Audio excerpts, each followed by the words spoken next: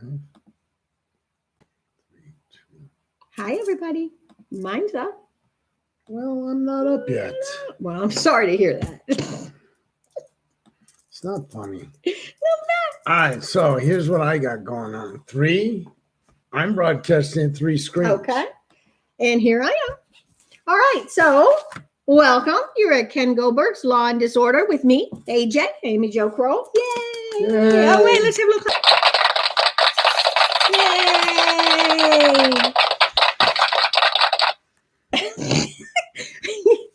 Go ahead. Okay. Let's not drag it out.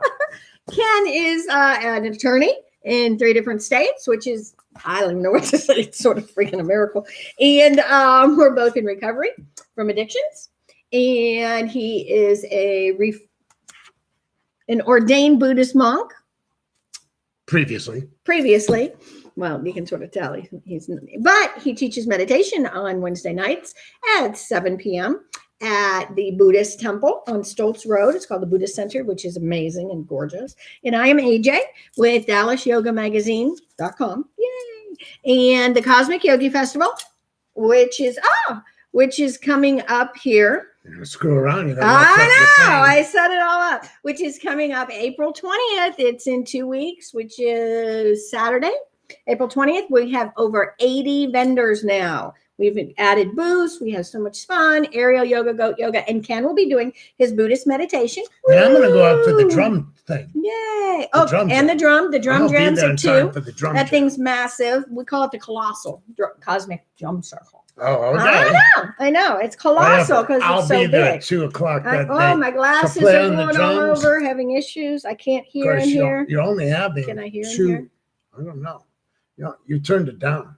Okay. You're only having 1 day, 1 hour. Drum circle should be 2 hours. Well, I can't help that. We have 24 yoga classes going on. We got to share. And we can kick out your meditation class and redo the whole schedule. It's okay. Okay, so Cosmic Yogi, if y'all message me, I'll make sure to get you a golden ticket, which is $5 off. Even if you're not into yoga, come. You can watch the aerial yoga, the goat yoga, the puppy Pilates. You can shop at the 80 vendors. And food trucks.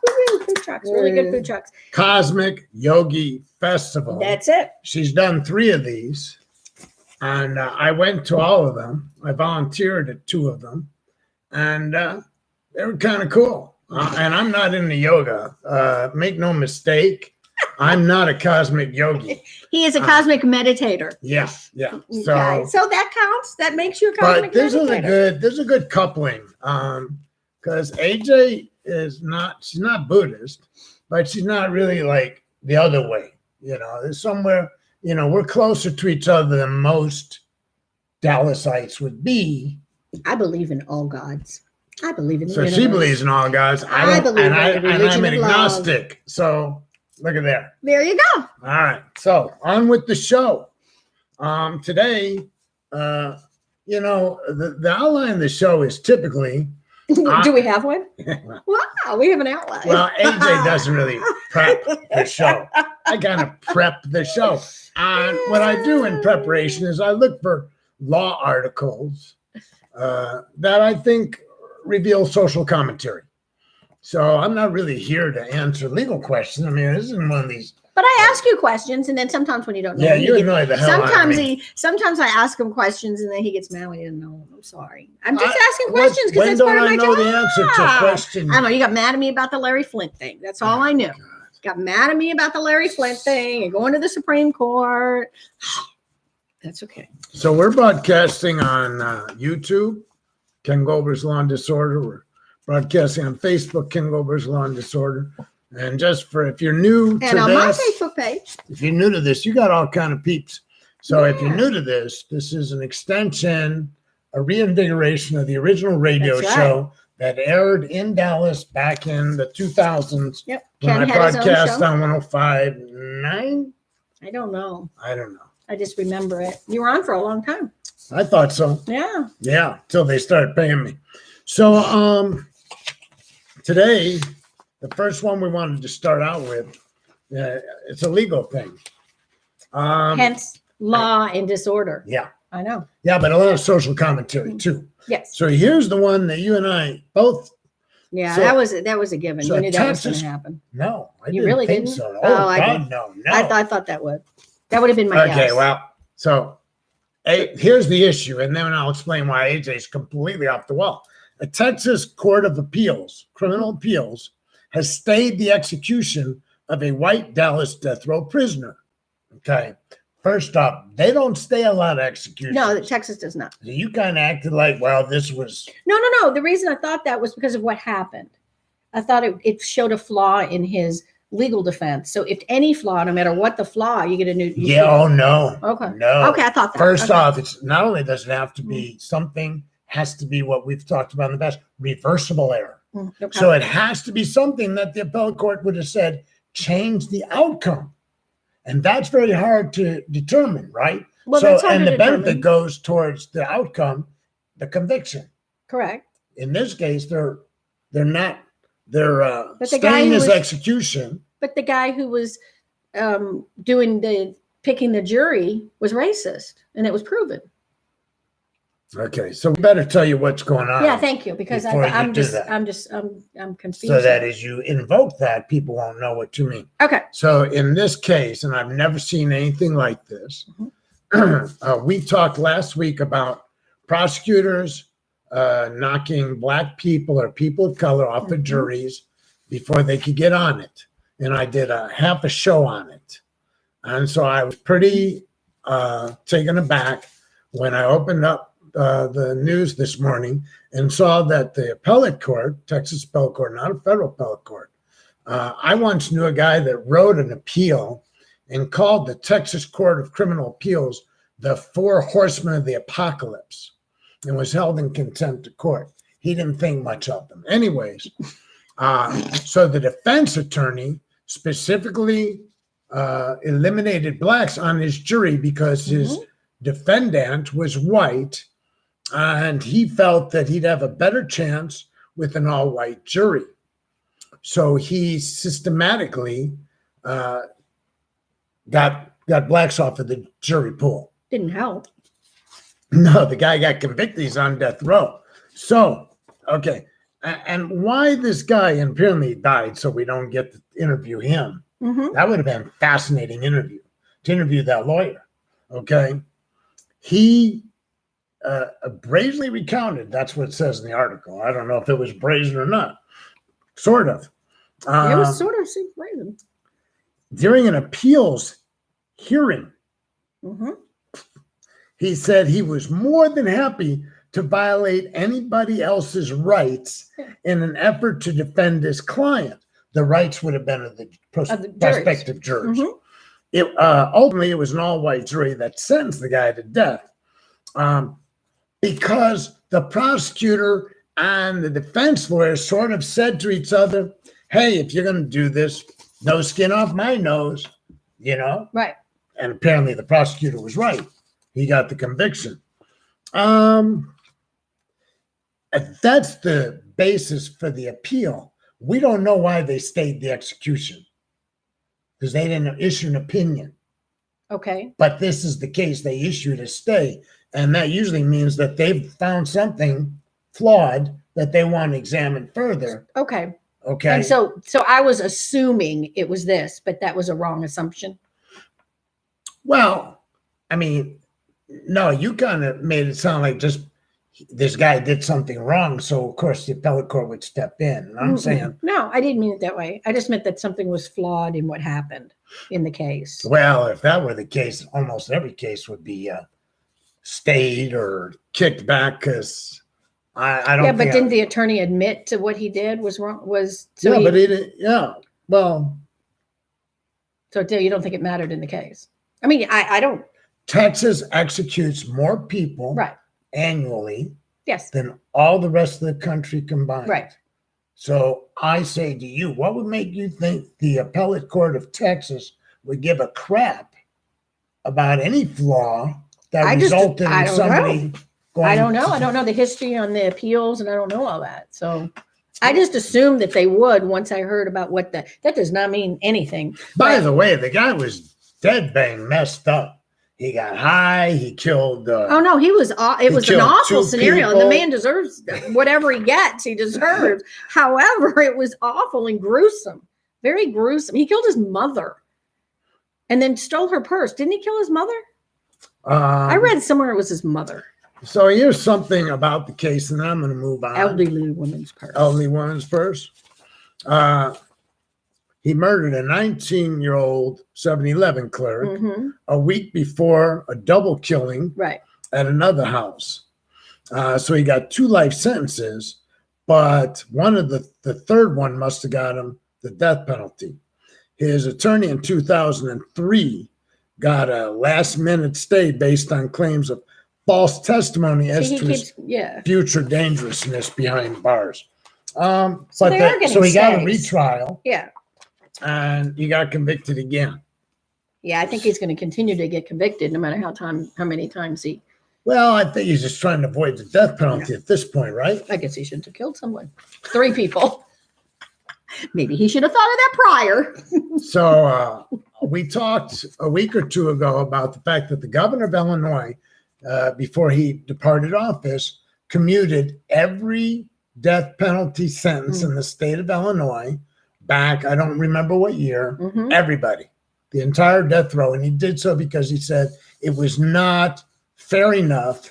And the penalty of wrongfully killing somebody as, an execution, Right. it couldn't take that kind of weight. Now the governor of California wants to do the same thing. He's got more obstacles because there's more legislative intervention and court intervention against the governor of California, not this specific governor, any governor who would try to commute sentences. And interestingly, they said that the next governor could reinstate the death penalty on the. So why bother? How do you do I think that? he's trying to make it a statement. So there's 737 inmates Because on they death haven't row. been convicted. They haven't been Since what was put it, anybody to death. 2006 or something like that?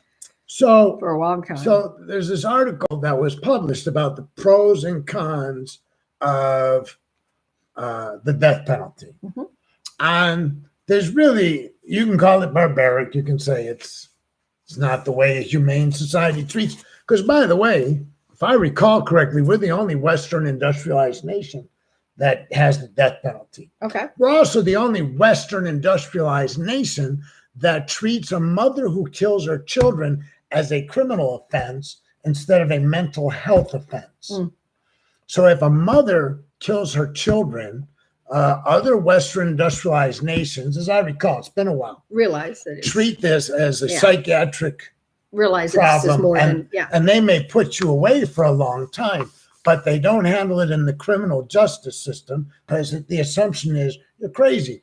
When I had my radio show back in the day, Andrea Yates, drowned 5 of her kids. God. And people were going nuts talking about, put her, well, she got the death penalty, and I argued against it. And I said back at that time, if you kill your 5 children, you're crazy. I mean, I got it. Mothers don't kill their children. Or high or stoned. Something's not right there. Well, you're crazy. No. You've met people that were stoned and high. They weren't going around drowning their kids, right? I don't know. I met people who were not maybe stoned, but heroin, not knowing what they're doing. I mean, really? who the hell knows? Wow. With a better who the hell ground than she did. knows? Anyways, Who the she hell was crazy. PCP? Andrea Yates was crazy in her case. I mean, she was just crazy. Right. So they sentenced her, and I don't know if I brought this up, but Park Dietz, Dr. Park Dietz. Okay, so I'm going down this alley. It's not the article, but this is a good one. Park Dietz, you can look it up. He was a psychiatrist, or he's a psychiatrist. He testified in a number of trials, typically for the prosecution, he essentially said that person's not crazy. So put Andrea Yates in the box and say, is she crazy? And he'd come in and go, well, I've checked all this out. I've examined her. I've looked at the facts. She's not crazy. She's evil, right? Okay. Okay. So he testified during Andrea Yates' trial that he had done an episode of, not NCIS, Law and Order. Okay. And we're Law and Disorder. Yeah. And that he had done that and she had mimicked the show. So she's convicted, and it subsequently came out that the show had not aired. Well, didn't it get So they overturned? overthrew it. Okay. But she's never gotten out of prison. Right. I think she's. Well, I still, don't think she's. I don't think. I don't know if she's on death row. Hey, Janet. So I don't think she's ever going to get out of prison. So come back to whatever year it was. I'm talking about the death penalty for Andrea Yates. Right. But let me finish with Park Dietz. Park Dietz also examined Jeffrey Dahmer. Okay, now that would Does be anybody interesting. not know who Jeffrey Dahmer is? That would be an interesting interview. He would pick up men, younger men, have sex with them, kill them, cook them, eat them, store the rest in the freezer. Oh my. Did you not remember Yes, that? I do. I just still can't. Every time He I was hear it, I from can't Wisconsin. believe it. He was murdered shortly after. Good job, Wisconsin. Shortly after he entered the prison system, another prisoner shivved him and he died. So, well, that was good. I'm sorry. Here's my point. Oh my God. I don't know, Jackie, if she'd already. Yeah, I think. I just did something. All right, I got to get it back. He touched something. Oh man. Mm-hmm. All right, your turn. So, Park Dietz. Yes. To me, is not a credible human being, right? Right. Because he said that he Jeffrey screwed up. Dahmer Right. was. Why is it not doing it? I don't know. I'm going to live video. Mm-hmm. There it is. Okay. Camera. Go live. All right. I don't know what button I hit, but it wasn't the right button. Okay. I say this about Park Dietz. You're a moron. Okay. Okay. And here's why I say it. If you have sex with, kill them, eat them, and store them, we don't need to examine you. There's something seriously. I don't need a psychiatrist. You get to go in the express lane. Don't you think a lot of times they just want to get rid of the person, so they just don't even give them the opportunity to have mental? Well, but you can't just. But they do. You they can't did just, back then, didn't they? You cannot profess to be a professional. Oh yes, if you want to kill him, if your argument is the guy deserved to die, just kill him. Well, maybe in the back of his head. That's but what you can't. I understand. How do you publicly declare somebody who sexes, kills, and eats people as not mentally ill? As not. I don't know how. Not just mentally ill. I'm insane. And nuts. Completely nuts. Straight to the funny farm. Yep. You don't need an examination. I will save you the cost of an examination. You're nuts. All right, so back to Andrea Yates. So I argue that Andrea Yates was crazy. And people are calling into the show back then, and they're like, well, what happens if a mother thinks that she's going to get off by saying she's crazy, so she kills her children? And I'm like, okay, let's think this one through. Okay, I'm going to kill my children because I think I can get away with it? That's crazy. Yeah. Right? Yes, that's crazy. So this one guy called in. Let me see what Jackie said. She hadn't she already spoken about hearing voices and severe postpartum. Yeah. Yeah, I think Andrea did have that. Mm-hmm. People like okay. The caller called in. And he's all upset, with you. They're going to just pretend they're crazy and kill their kids. And I said, okay, I tell you what, caller, I will give you one free murder of a family member. Okay. Tell me now, which one of your family members will you kill? I will promise you I can exonerate you. Who are you going to kill? He said, I'm not going to kill any of them. That's my point. Right? You don't not kill family members because you think you'll get convicted. You don't kill family members because they're family members. So is every murderer, in your opinion, should they not go to prison? Should they go to the mental facility? What should they do? No. There are people who murder for money. Okay. They shoot the liquor store clerk. Right. But they killed them. So why aren't they the ones also aren't they considered mentally ill for killing someone, knowing that they're going in there but possibly kill someone? They may be identified as sociopath or psychopath. Mhm. What I'm talking about, and I guess you're just stimulating conversation Yes. here. Right. They're not my children. There is a difference Okay. between killing your own child. Okay, thank you. And that's why every other country except this one Mhm. treats it as a mental health problem. Gotcha. Okay. Every country doesn't say if you kill somebody, you're crazy. Right. No, you could just be like evil. Right. And a mother may be evil, but she's crazy evil. Right. She's not like normal evil. Okay. You just don't kill your own kids. Look I lost everybody that was watching this show. Ah, And pobrecito. you got people. Pobrecito. I You love got people them. saying hi to you. I do. Hey, girl. That's Jeff. Hey, Yeah, girl. yeah, you got- If you go back I up, you have people know. saying nice. I know. Hello. You're so good looking. I love her. Yay. Ann Elizabeth is the You only get one so I got upset. on mine. Yeah, but you have I people am. here. That's Jackie. Okay. Jackie's good. She's sharp, you know. She goes on Facebook Mm-hmm. and she's not like advanced education, but she has somehow conquered the ability to couch an argument in rational terms, Mm-hmm. integrate value system into the argument, and put it out there. Awesome. And when attacked by her crazy ass friends,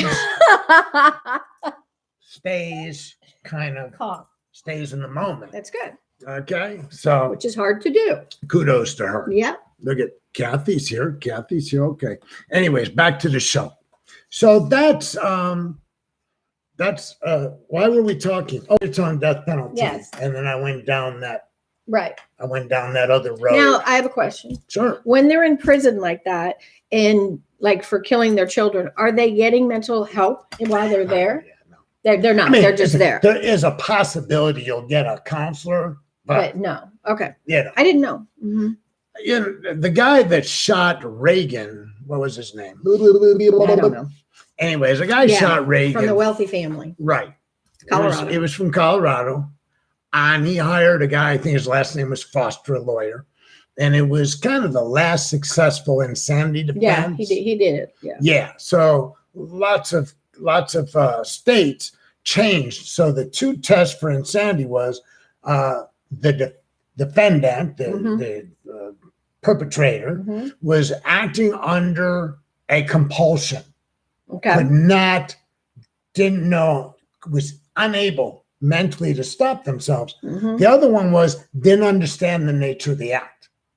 I killed my child because I thought my child was the devil. Right. Okay. So Right.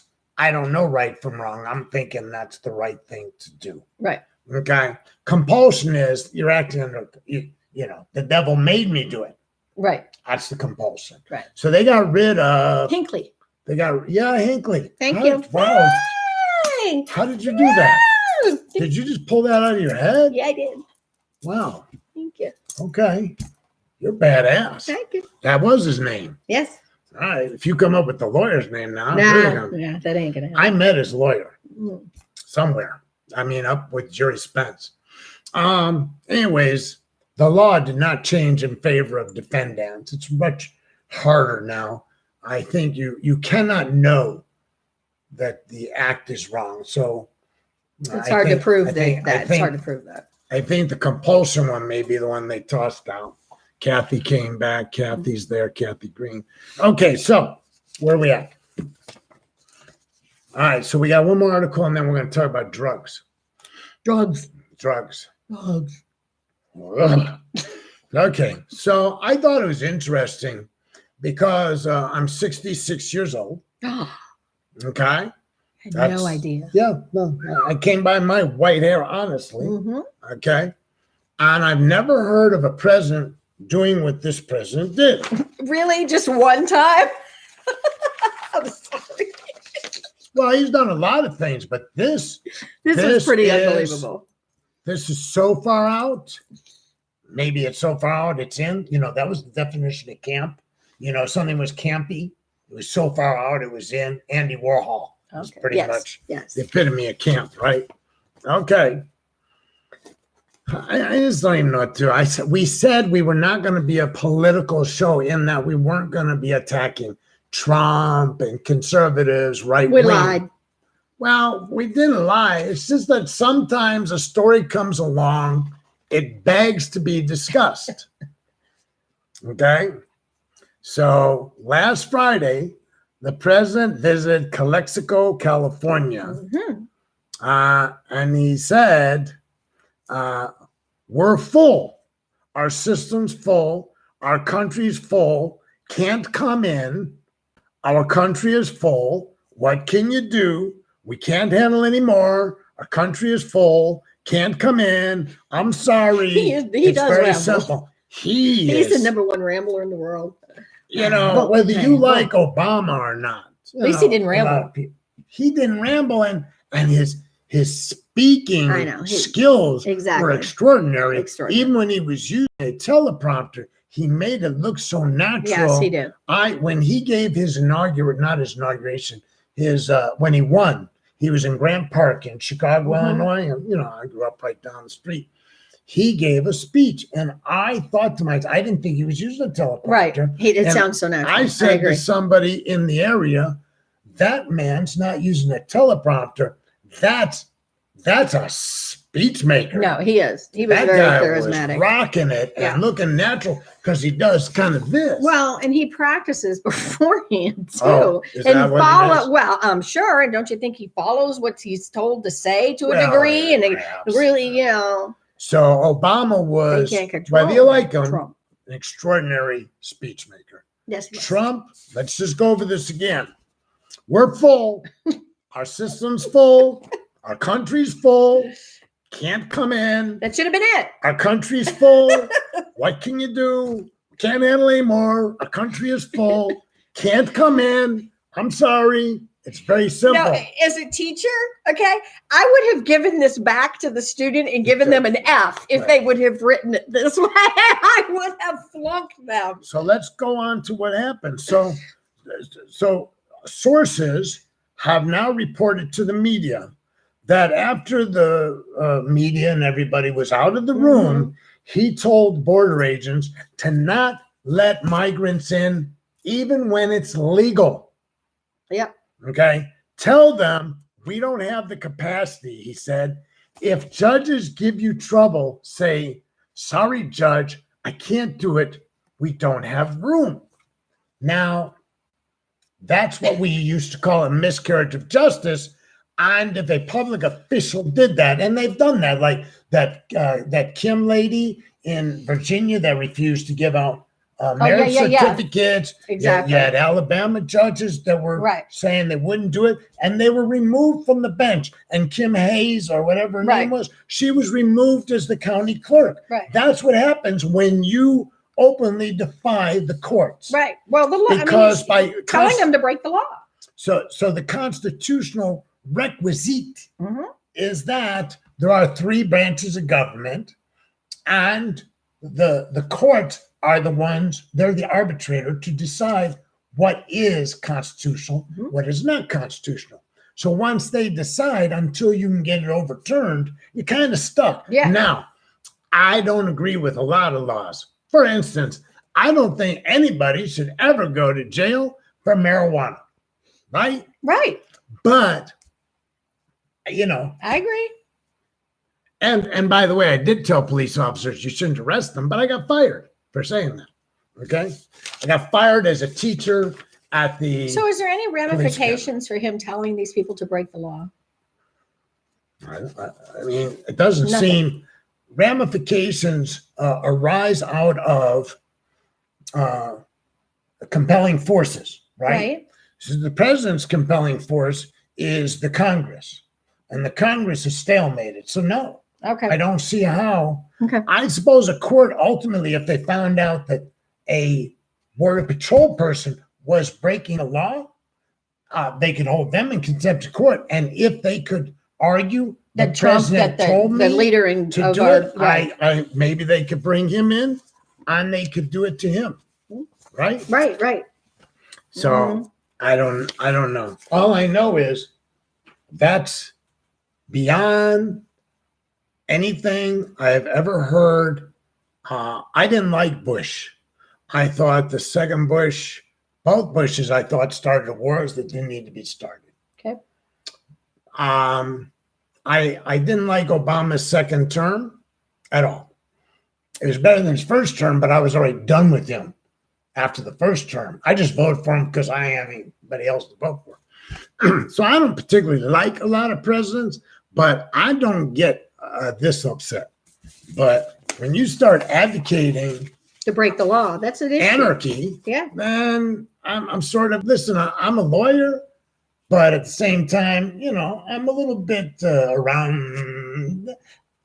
I'm a little bit of an with you. I anarchist couldn't believe myself. that.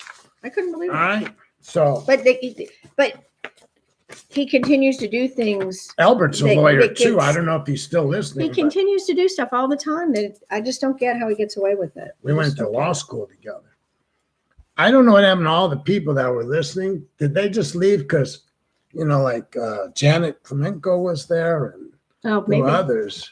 I don't know. Listen, you can join in. You can type something if you're on AJ's Facebook. You could type a question other than call me.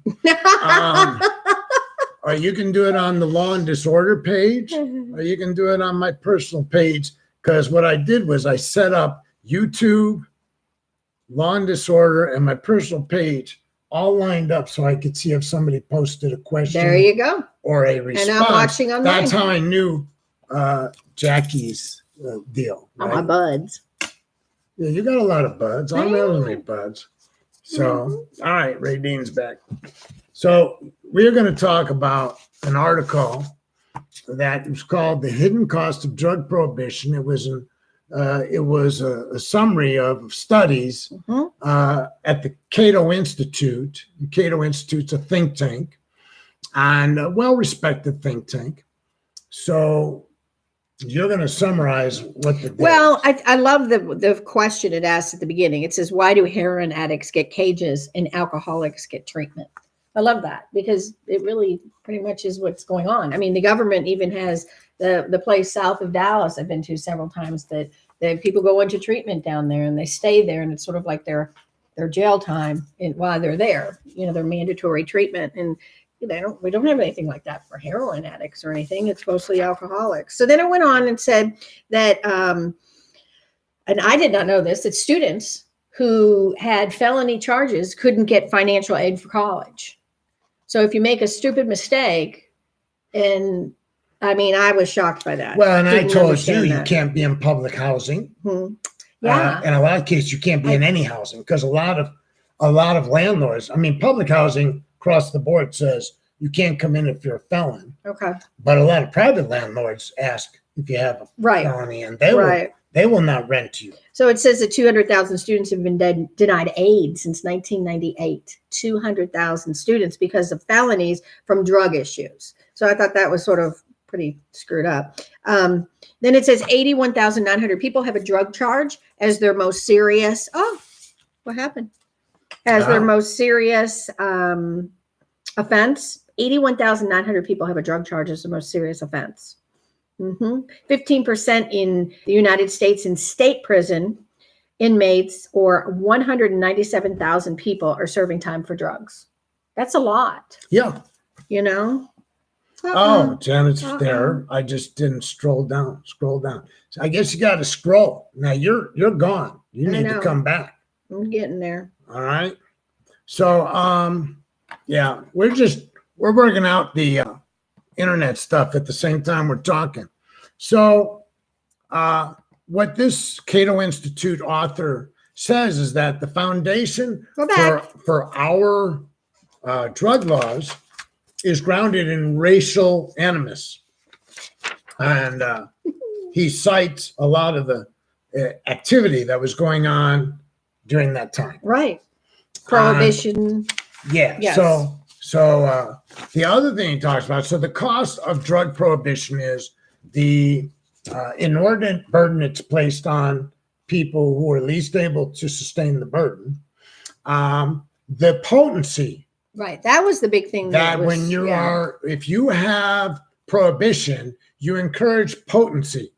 And one of the things he cited is that during the liquor prohibition, Mhm. people who drank beer and wine, of course, couldn't get beer and wine. So they start drinking what we call bathtub gin. The more hardcore yes. things And that give that- you more of a buzz. And so the question was, will these people Mhm. seeking stronger? And so he cites that after the end of prohibition, when beer and wine was readily available, Mhm. a lot of people went back to lesser Exactly. potency. Exactly. And he's saying that with fentanyl and all these drugs that are, because it pays if you're shipping it, Yes. you have cost. Yes. And the more volume you take up, the more risk you That take. was, I thought, was really interesting. I Okay. hadn't really thought of things. So if I you didn't think can of things that way. pack the punch. Right. In a smaller Then- amount, yeah, then you like can smuggle it Take differently and get it in cocaine. cheaper. I mean, we all tried to intercept the cocaine before it got stepped on. Right. To no avail. So I showed this article. You may want to show some more. I showed the article to a friend of mine, Wayne. Mhm. He's not on Facebook. He won't be watching. Wayne is a PhD in economics. Yes. Okay, that's pretty. So I sent him the article Lovely. and said, "What do you think?" And he wrote back. I'm going to read it because I can't dissect it. Right. 'Cause he said, "Good arguments," because we're arguing. The argument is we need to unprohibit Exactly. all drugs, Mm-hmm. and that will affect the market. It will drive prices down. Mhm. It will increase quality. Oh, I'm sorry. Here's a really important one. In drug prohibition, drugs are contaminated. Okay. Absolutely. So when I did my old show, we talked about ecstasy, and I brought in a doctor Uh-huh. who said that the ecstasy prior to 1984, when the DA reclassified it and put That was my generation. they put the laboratory ecstasy out of business. Yep. So everything that was consumed after that Mhm. was adulterated because the people making it were making it in their bathrooms and That's backyards. where we were getting it all from. Okay, And same- each one looked different too. You never knew what Yeah. was in it. You know, And it's one the was blue, same one was thing with yellow, one was meth. sparkled. Same Yeah. thing with LSD. Right. All these chemical drugs Mhm. are adulterated with contaminants, sometimes benign. Right. It just gets you high. Right. Other times it'll kill you. Right. And that's the problem. Especially if you're injecting. Mhm. So heroin that was mixed with contaminants was more dangerous than LSD because swallowing LSD, if it was a bad trip, it was a bad trip, but Right. you didn't usually die. Let's Okay. jump off a building. So an economist said the economic argument about prohibition causing a substitution toward greater potency is a very straightforward and compelling application of probably the most fundamental propositions in economics. Yes. Okay. It will be interesting to see if legalization of marijuana leads to weed being more available in less potent doses or cultivars. I didn't even know cultivar. Yeah. So far, that's not happening. I mean, you go to places like Colorado and stuff, Right. that shit is, It's pretty potent. Right. yeah, Right. but that's pot. Even good pot on a bad Right. day. It's not the it's same gonna as knock you heroin or out. fentanyl, for God's sake. Yeah, I mean, yeah. Totally Fentanyl different. is- You can't compare it. Apples to oranges. Yeah. So he said, perhaps it will depend on how its production and sales are taxed or regulated, which is something he said he didn't know about. So maybe they'll say the higher potency will be taxed at a higher rate. Or maybe Right. it'll be regulated because, for instance, Arizona passed medical marijuana and edibles Right. were distributed, but then there was something happened and the legislator said, we didn't pass edibles. Oh. So suddenly there was Was this. this in California, you said? No, this is Arizona. Arizona. Oh, wait, California. I'll do that one too. So Arizona had edibles all over in all the Right. dispensaries. Right. And were you going to bust them or not? I don't know what happened. I'm just telling you that I read when that happened. And I thought, well, there's a cluster effing. Yep. Okay. About a month later, California says, listen, if you're doing edibles or anything, we got some regulations here. You need Right, to right. adhere to them. You can't be using pesticides in pot. Well, so let's just pull numbers out of my behind. Let's say you have 7 labs in the state of California that test marijuana for the presence of contaminants Right. as identified by the state legislature. Okay. Okay. Now they say, listen, we want you to test for 15 more contaminants, whatever it is. Wow. The lab said, wait a second, we don't have the ability to test for that right now.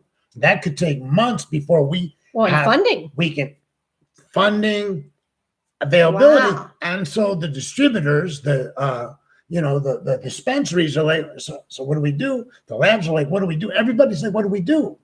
And That's so I don't know hilarious. what they did. Nothing, probably. Well, I know that there are straw edibles available in both Arizona Yes. and California. I think they're available pretty much wherever they're selling pot right now, but well, might not in supposed to Texas. be. Well, no, not in Texas. All right, so he said one could easily argue that the trend toward greater potency of weed over time is a response to its long-term prohibition up until now. Mhm.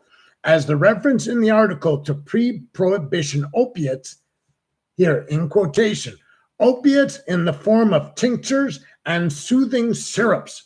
Because in the article, he cites that before prohibition, Right. you could buy Ludrum. I don't know how to pronounce it. What I Had a love lot is, of alcohol in it. well, it had morphine. Morphine. opiate in That's it. right. So Ludrum. You're right. Anyways, if you ever watched Oh, wow. Gunsmoke, right? Yes, I remember Gunsmoke. Old- it Half was of our on- it audience was on doesn't, for but over I 20 do. years. Well, I've watched every episode. Doc Milber Stone played Doc. This is, and he's bragging about this, people. And Doc would always give people that. The syrup. Well, the snake, they called them the snake people that went around and, Well, there was that too. Yeah, but and then they'd come to your yeah, village. but Doc and was not a town snake and oil stuff. salesman. Snake oil. But that's what was in the snake oil. It was morphine and shit. wasn't it? I don't know. Stuff, I never wasn't bought it. it? Okay. Okay? That's why I always assumed it was drugs and stuff like that in it. So we don't have low dose We would have been standing in cocaine. line for that. or heroin or opiates anymore in like Coca-Cola, whatever. Right. Right. So because it's no longer available. So all that's available is really pharmaceuticals Right. and the black market. Right. The black market is high potency usually. Well, it's Uh, and that's what I found interesting in the article. It is just getting more and more and more high potent, and now it's killing so many people. And the fentanyl's out there, and it that's the only thing that they can buy. They can't go buy. They might want to buy heroin, which is a less drug than fentanyl, but they can't because the only thing available is fentanyl. And simultaneous to all this we're talking about, Mhm. they're trying to ban OxyContin, which because there are people that are abusing OxyContin, Big time. there are people abusing everything. Yes, You know, everything. meantime, cancer patients need OxyContin Yes, they do. because it hurts. Cancer patients need And anything they can get their OxyContin hands is on. very effective for pain relief. Yes. But they're terrifying highly the addictive. doctors. Well, maybe it is, but so is opium. I No, mean, no, all of it. I'm saying they should be using what they Well, can. you know, and that's why the whole feel better. fallacy of drug addiction, because the only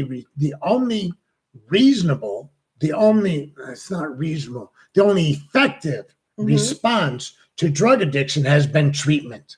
Right. Okay, Absolutely. we know we've got enough of a background, we got enough information spending over a long enough time to know that incarceration doesn't diminish the rate of abuse. No. We also Was it going to know- stop you from using when you were using? Going to jail? It would not have stopped me. There's no way I would have Well, just. I was facing 6 to 15 for pot. And so, in other words, so no, I it didn't still- I stop you still because you were smoked. still facing Yeah, it. okay. There you go. All right. So, and I got a man that's like my sponsee. Mhm, He did 40 plus years in the penitentiary. mhm. He spent more than half his life, spent Right. about 2/3 of his life. And he just went into treatment. He's been out 5 years. Right. He just called me. He's on his way to treatment for meth. Okay. And he's on parole. He's pee testing all the time. Whose P is he using? Well, apparently his own because he's on his way to treatment. Oh, okay. So they are putting him. Yeah, no. Oh, they're putting him in forcing jail or into treatment. Oh, they're forcing him. right Okay, now good, they're good, forcing good. him Well, that's into- a positive thing. I mean, it's positive to be going in there. You know.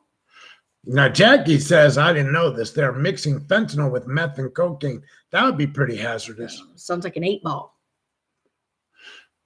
So there are so many reasons. So starting back in the 80s, I became a legalization advocate. And I used to get people saying to me, well, I understand pot, but what about heroin or cocaine? Just legalize it. The marketplace will work it out. Taxation. So here's the benefits of legalization of all drugs, whether you like my position or not. One, quality control.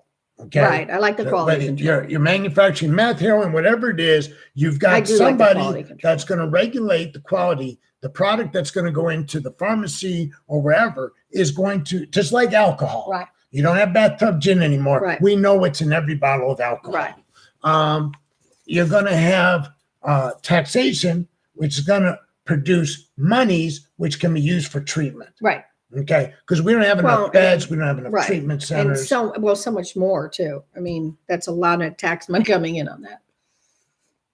Would be a lot. Yeah, right now what we're doing is we are spending billions with Mexican cartels who live large. Right. Right.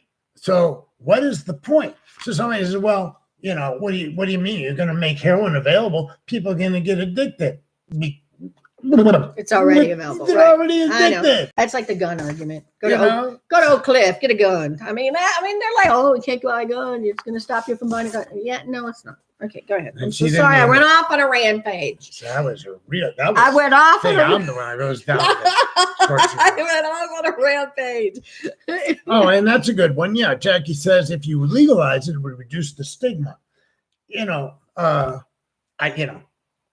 12-step recovery, 100%. There's this thing called anonymity at level of press, radio, and film. Apparently, recovery. Apparently, the word recovery. Us don't adhere very well to that. We keep. I am in recovery. We keep getting on the air. Oh, okay. So the whole thing is there a way to stop that? And no, you have to plug it in. His battery is running low, and he says, "Is there a way to stop it? Plug it in." An attorney in 3 states. How do I stop my battery from going low? So I'm going to get my charger. I think you need to get your charger. charger. You should talk about stigma. Stigma. Okay. Oh, we have all kinds of stuff going on right now. Okay. Oh, okay. What if she brought it? Explain how an anonymity. Okay, so like in 12-step programs, you are supposed to remain anonymous. Okay, and a lot of people do, and a lot of people don't. Okay, like so the way with press and media and things like that, they don't want people who are in 12-step programs coming out and talking about it to the public, because what happens if that person has a hard time staying sober or does something really stupid and uses and drinks and you're not supposed to be a representative of the program. Well, there's also a lot of people protect their anonymity. Exactly. Because of stigma. Right. They're afraid that if somebody finds out they're recovering alcoholics. Well, that is an issue for a doctor or a lawyer or people like that. I know people that are working in drugs. Well, I do too. I do too. But if somebody finds out that their doctor has been sober a year, they might not be happy with that. I mean, they might not. That's where a problem comes in my opinion. So with legalizing drugs and reducing the stigma, that wouldn't address what you're saying, because I still wouldn't like to know my doctor was addicted. But do you know that there was? But it wouldn't. It still is the anonymity. There was a study done on the organic harm of drugs. Okay, this is back when I was a drug counselor, and they found that doctors who used opiates had almost no adverse physiological effect, as opposed to heroin addicts who are dying and are sick. Right. And here was the explanation the study came up with. Doctors who abused opiates had access to clean needles and pure drugs. What kills the heroin addict on the street is not the heroin. It's the lifestyle. It's the contaminants in the drugs. It's the dirty needles. Gotcha. It's the scuffling and trying to steal and do all of that. That was adversely affecting the heroin addicted population, in contrast to the medical professionals who were just as strung out, Gotcha. but didn't have to struggle for that. Interesting. Okay. Jackie's on it today. Stigma causes so many to try and do on their own so as not to be labeled, and the subsequent repercussions in their life, which results in digging themselves deeper. Wow, you're sharp today, girl. Yeah. Just the label that it costs job and family. In my case, I've been able to just be upfront about it. I have too. I That's took just who I am. Alex and Stacia for a walk. They were, they were about 11 and 12 at the time, and I. Trust me, they already knew you were an alcoholic. No, they said they did. Are you serious? Really? Yeah, Interesting. I took them for a I walk. wouldn't have never We were guessed in that. Arizona. It was just the three of us, and I said, by the way, I've been abusing methamphetamine and alcohol. And they said, oh. And I thought That's really interesting. I thought they were going to say, well, of course you were. No 15 kidding. No. Okay, that shocks me. Because Now- usually it's not like that. That's true. Usually But most it's not. people, when they drinkers really, Right.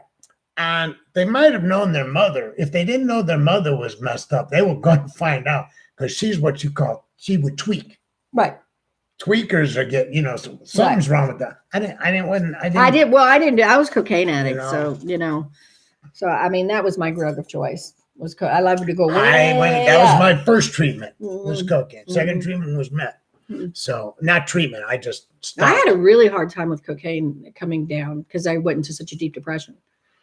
They Well, don't talk about that, Jackie's doing the full confession here. She says she was functioning and that was her issue. Yep, absolutely. Hey, I was Tom. highly functioning, got through graduate school, great grades, everything. Just had a little bit of cocaine problem on the side. So we've talked about anonymity. You just spoke about it Mhm. as one of the costs and reducing the stigma. Would that make people more likely to get treatment? I think so. There are so many things.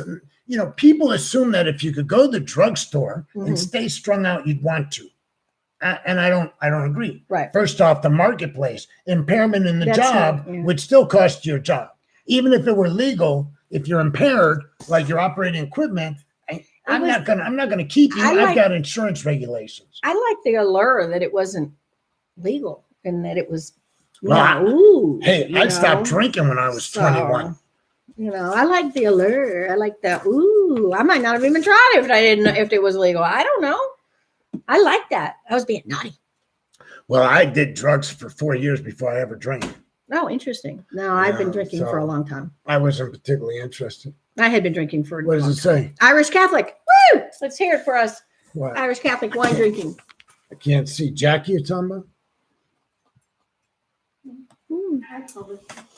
You did? It's not showing up. Oh. Remember when that Don's as an addict to there? Yeah.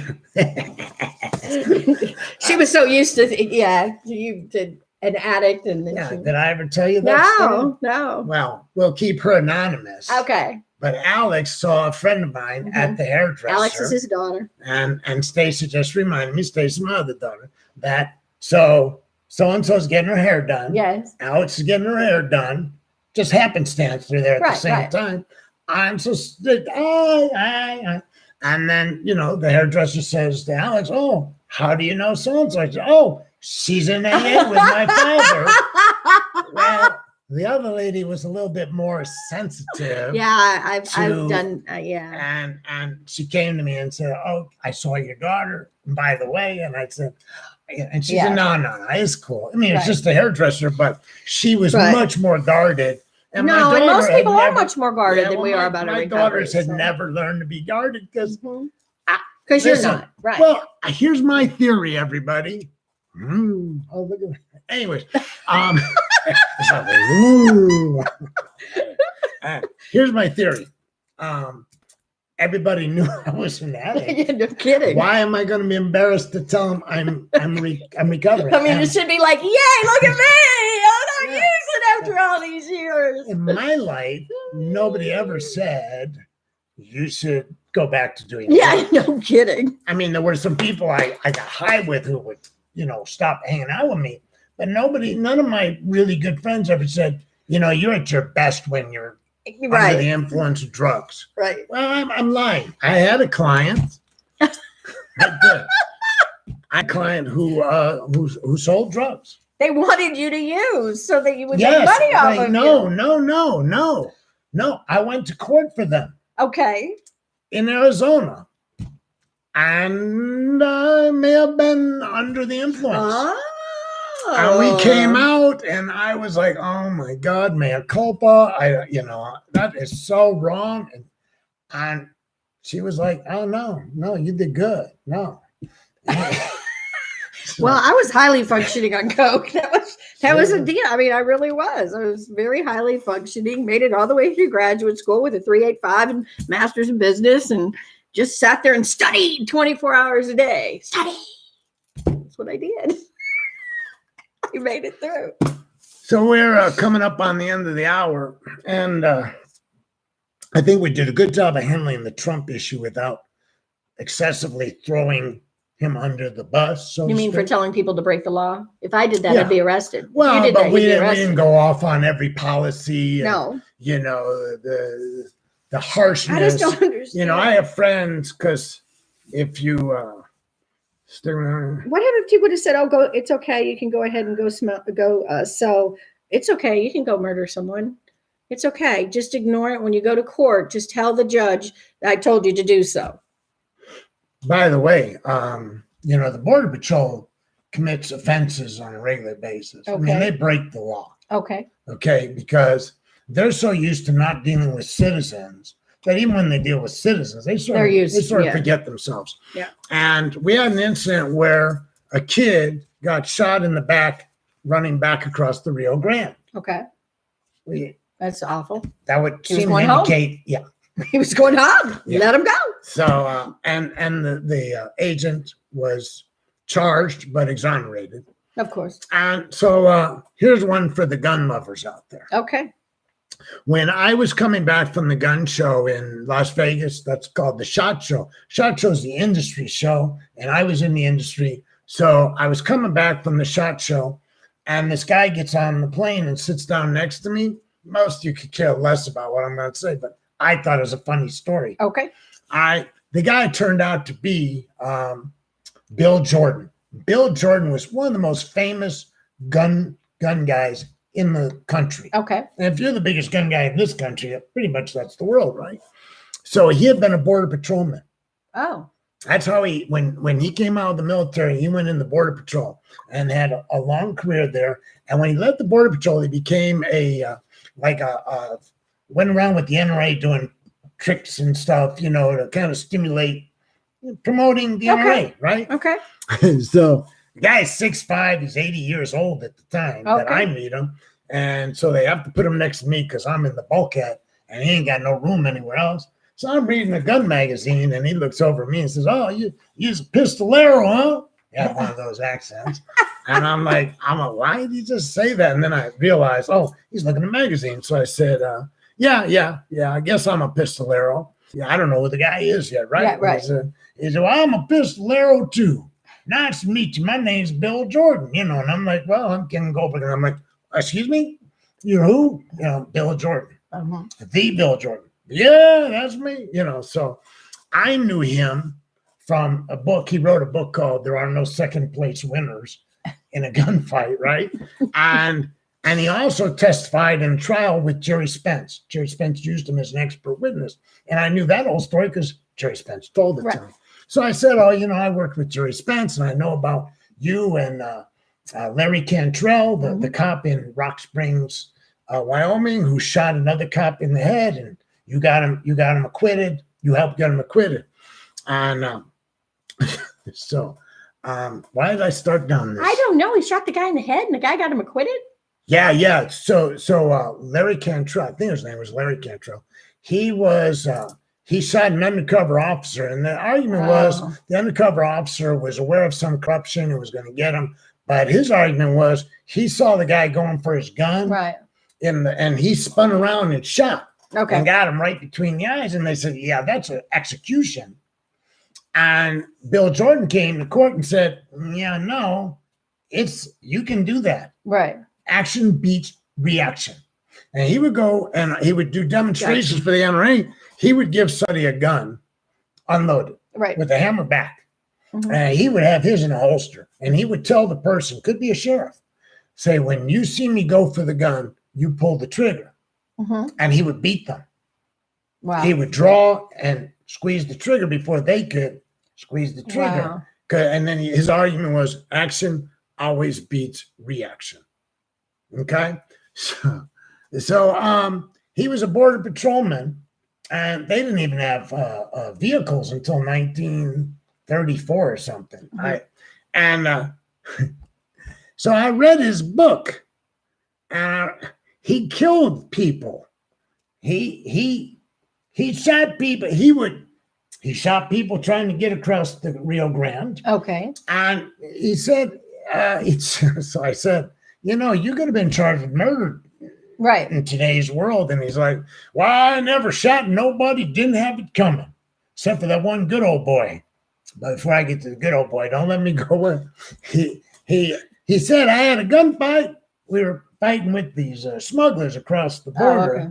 And so he said they were getting low on ammunition. So he sent somebody back to headquarters to get more ammunition. Next day he gets called in by the captain. Captain says, you can't shoot across the border.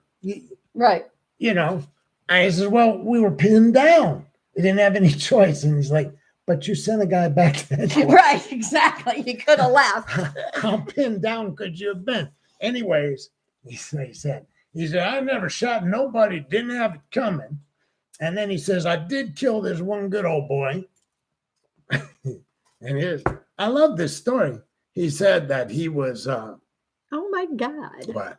I'm just laughing at this story.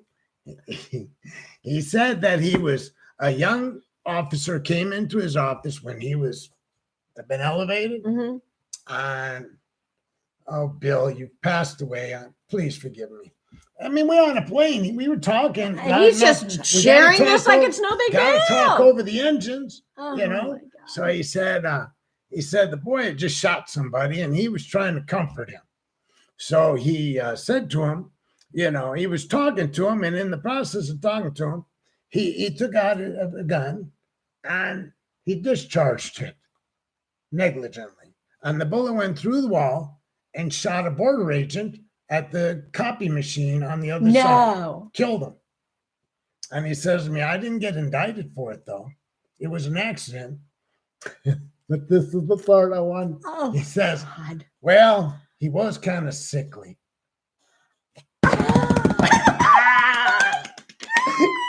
This guy sounds like he's cray-cray. And then one other thing, Cray-cray. I said to him, did you ever work with the Texas Rangers? Texas Rangers they've been a law enforcement agency, but they have a very checkered past. And he said, I never met one that wouldn't shoot. I never met one that couldn't shoot. He said they couldn't hit a wild dog by the campfire. I can't believe you had this conversation I with did this all the guy. way from Las Vegas to How Dallas. did you not lose it? Just like, oh my I was God, having- dude. I am the time of I my can life. imagine. I was talking to Bill Jordan, the most my famous God. pistolero. Oh my God. And Bill That Jordan- might not be a good thing, the most famous pistolero. Bill Jordan called me a pistolero. Bill Bill Jordan. And that's a compliment. You know what I wanted to do when I got What? back? I wanted to buy one of these gates that you see on ranches. With two guns on the side. Oh, I ain't got that. Oh, honey. Wait. No, I wanted, how they name a ranch? Yes. The double horn or something. Yeah. I wanted to say Pistolero. Rancho Pistolero. Okay. Yeah, I thought that'd be Two so cool. Okay. All right, so listen, Oh my Lord. Um, It's time. this probably wasn't our most educational show. And you probably left already because it's past 7:00. But my phone number is on the website, which is law-disorder.com. There you go. He even knows his own website now. I'm so proud. Now I do. I am so proud. But that thing goes on for I freaking know, but it's giving you a round of applause. So, and then I'm going to be teaching meditation every Wednesday night that I'm in town. I haven't missed any in 7 years, except when I'm out of town. So, I'm there 7:00 every Wednesday night. Couldn't have said that when you were using. do we need to off the air talk about this anonymity thing? Because some people probably think badly of us. Oh, well, let them. Okay. We are in recovery. What is wrong with being in recovery? We're not saying anything else. All you have to do, you just got to find AJ somewhere, and she give you Yeah. $5 off to this deal, the Cosmic Yogi Festival. And since most of you are tuning in now, missed the show, you can still watch it Yes. by going to the YouTube channel, Ken Goldberg's Law and Disorder, or you can go to Facebook, Law and Disorder, Ken right. Goldberg's Law and That's Disorder. fine. Mhm. What does Jackie mean, tolls? Anyways, I'm supposed to be wrapping it up, right? So the Cosmic Yogi Festival, I'll be teaching at 3. Yes, you can stop by, talk to Ken, have a little chat with Ken. So normally what we do is 20 minutes of sitting, then we do some walking meditation, Uh-huh. then we do another sitting meditation. It's awesome. Okay. It's So traditional I'll be there. Buddhist I'll be at the meditation. temple. Yes, Maybe we'll talk about meditation in one of the upcoming shows. that sounds wonderful. And if you have a criticism of the show, We like them. well, not relish criticism. Feedback. I- Don't call it criticism. Call it feedback. I embrace praise. By the way. Feedback. I recoil at times from criticism, but I welcome it because maybe it will result in a better show. Okay. So in that regard, you're welcome to criticize the show. Feedback. Do it in an email. My email is so available. I am taking cases. No, Jackie's laughing. She's laughing This is for repeatedly. you, Jackie. Look at, she's laughing 3 times, 4 times. Is she having the time of her life? Maybe she's been, drinking a real, little man. bit. Yeah. Anyway, I wore my Buddha for you tonight. In my Buddha. Paul. Hi, Paul. I wore my Buddha for you tonight. Oh, I didn't Got recognize the little it. chakra stones in it and everything. Isn't that cute? Say hi and bye to all your friends. Look Okay. I want as many friends as AJ has. I don't I'm have a as nice many. person. So I will be at the Sun Yoga Center Sunday at 5. We're going to have a drum circle. Yay. Sun Yoga Center is over by Coyton Beltline. Coyton Richardson. Beltline. Mhm. You teach yoga there still? Yes, I do. Yeah, and I'm going to go join the drum jam. It's the third Sunday of each month. Who's leading it? Do you know? Yeah, solo. Oh, I love solo. Okay. All right. All right. So stay tuned. We'll be back next week with more Law and Disorder. Adios. Peace out. Peace out.